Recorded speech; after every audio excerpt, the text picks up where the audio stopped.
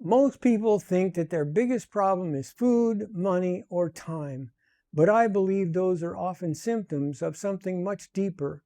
I call it the tyranny of short-term thinking because it convinces us to trade tomorrow for whatever promises comfort, excitement, or relief today.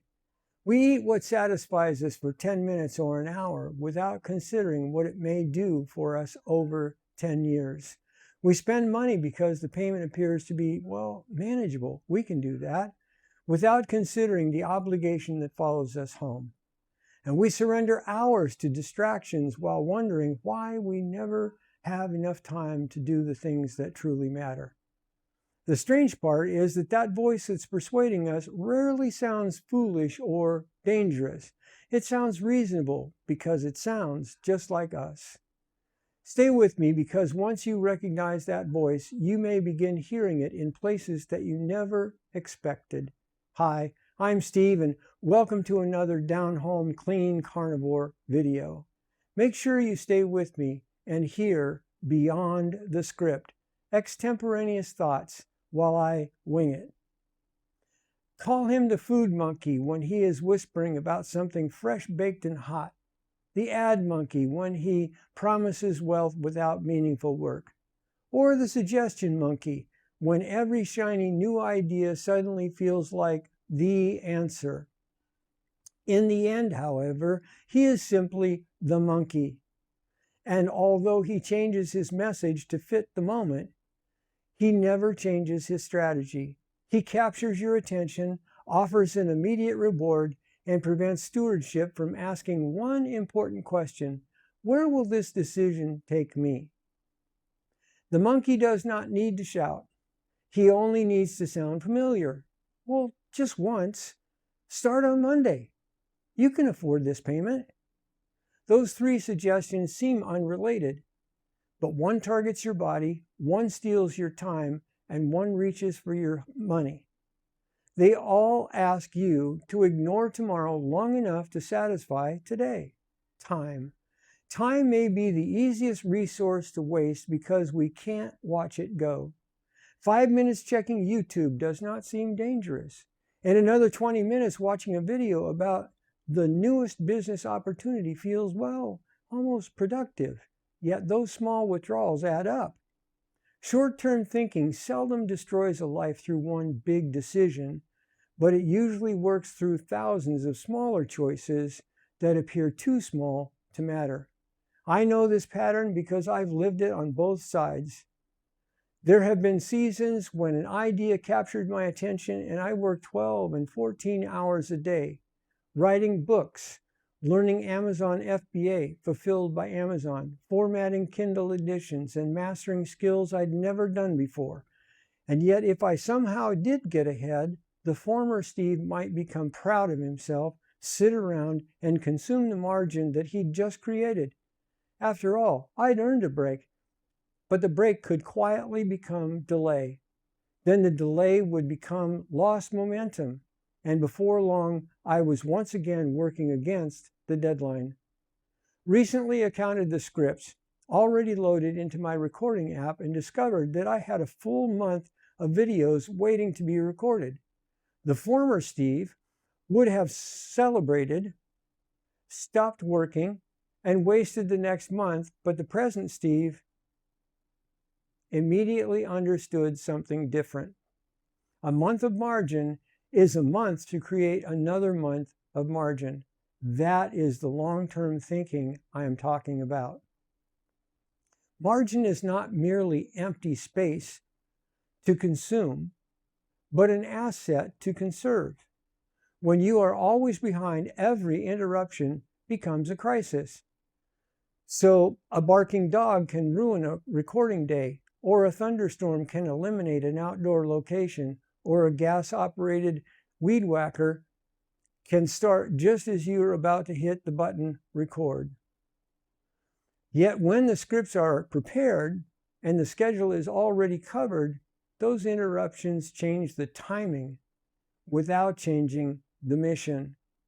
I can pack away the equipment, keep building the script library, and say with complete confidence, tomorrow is the day. Well, this is that day.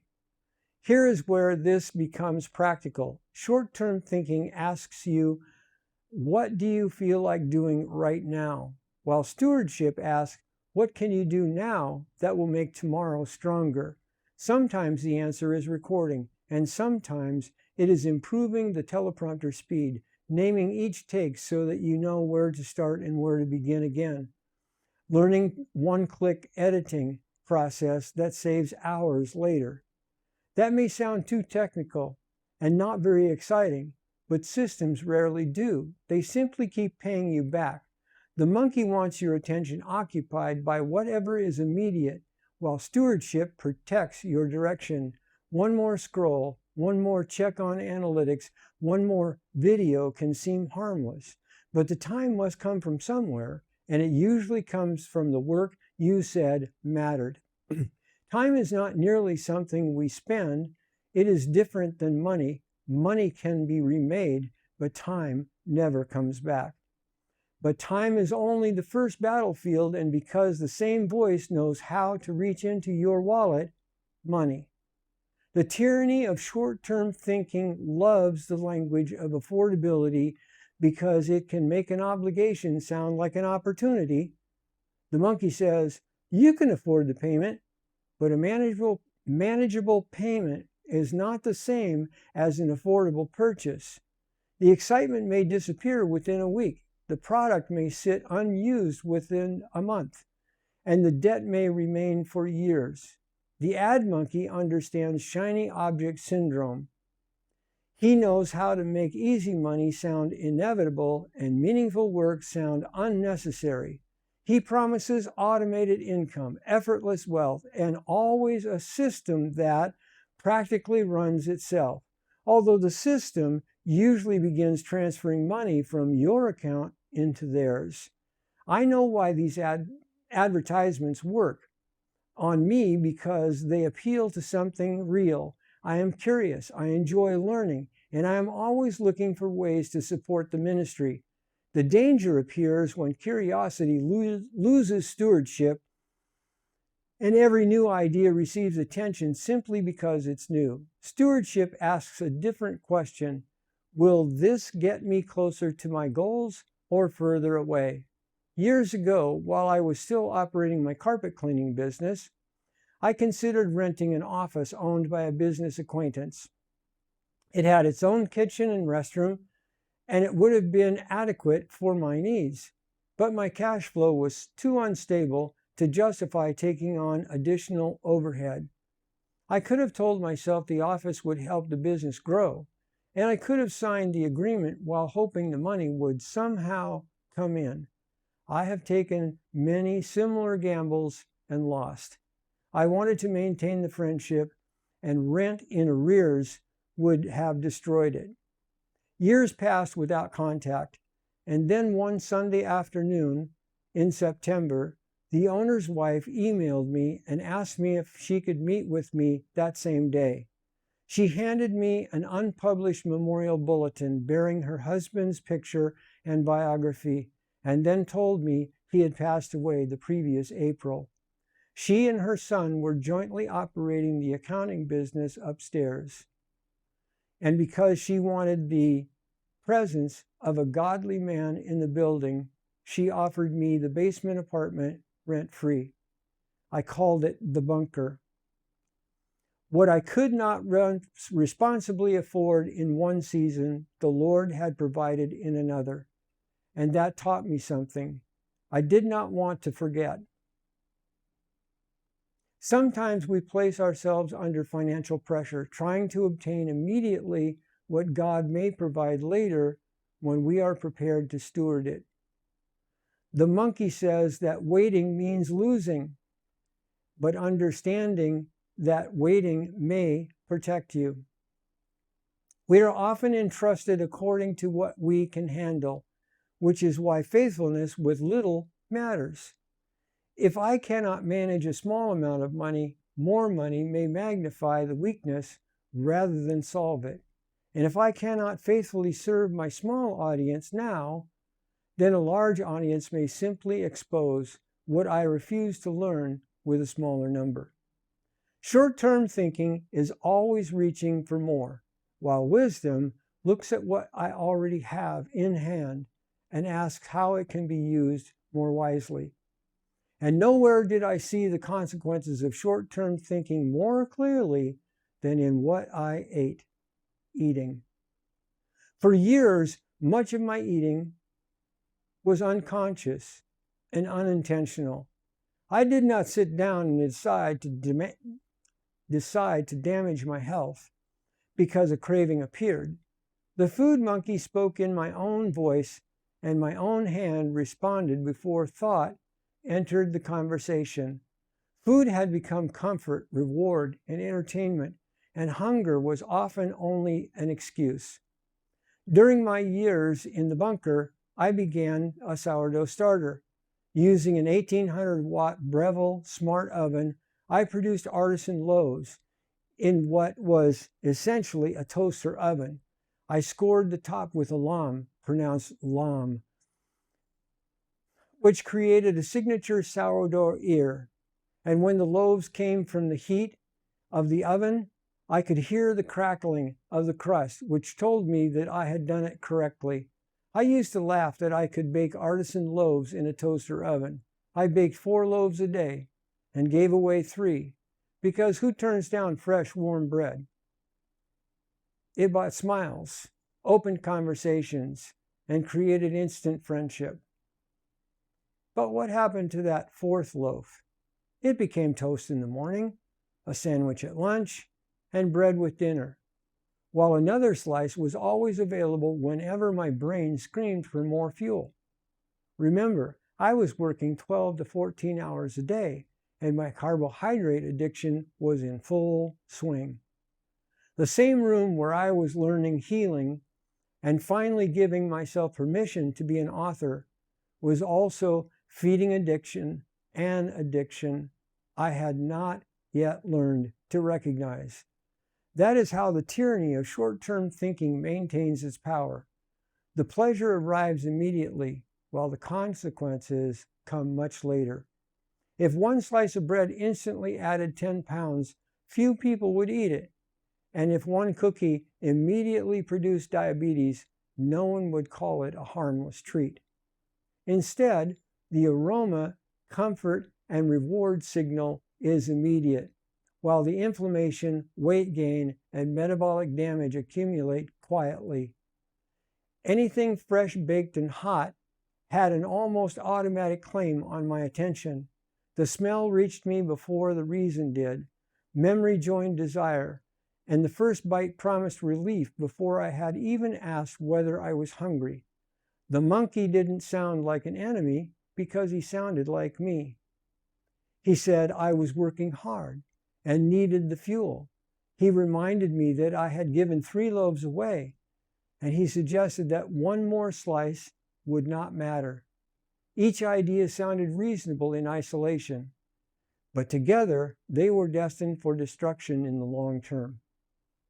Eventually, I stopped asking, "What do I want to eat?" and I began asking, "What does my body need?" I was no longer eating for the next 10 minutes because I was eating for the next 10 years. And that did not feel like deprivation. It felt responsible. Then something remarkable happened. When I changed the fuel, the cravings began to quiet. The food monkey lost his authority, and long-term thinking created short-term peace. The pattern, time, money, and eating may appear to be separate problems, but they often grow from the same root. The monkey captures your attention, presents an idea that sounds reasonable, and urges you to decide before considering where the decision leads. He changes his message, but not his strategy. Around food, he offers immediate comfort. Around money, he promises immediate opportunity. Around time, he offers immediate distraction. And because he sounds like you, the suggestion may feel like wisdom. And that is why attention must be carefully managed first. Before money leaves the wallet, food enters the mouth, or time disappears from the calendar, your attention has already been claimed by something saying, look at me right now. Stay with me, because this is where the entire message turns. The answer is not merely a stricter budget, more organized calendar, or another temporary diet. Although all of them may be useful, the deeper answer is learning to pause long enough for reason to speak. Before eating, ask where this food is taking you. Before spending, ask whether the purchase serves your calling or finances or another distraction. Before surrendering another hour, ask whether tomorrow's version of you will be grateful for how you spent today. If you will not answer perfectly every time, and neither will I. But awareness interrupts the unconscious pattern. It slows the hand, questions the impulse, and creates enough space to choose deliberately. The tyranny of short-term thinking offers relief today while quietly creating chains for tomorrow, whereas you may require restraint today, but it produces freedom over time. We are entrusted with little before we are entrusted with much. So be faithful with the body, the mind, and money. The time is already in your hands. You cannot change yesterday, but you can stop trading tomorrow for what feels good today. The monkey will keep making suggestions, and he will probably keep using your voice, but you do not have to obey every thought that sounds familiar. Ask one question: will this decision take me closer to my goal or further away? Then give stewardship time to answer. Walk with me. This is where I'm winging it. There's no script. I'm not reading from anything. What I'm telling you is I'm back in the Philippines. This is my bedroom, our bedroom.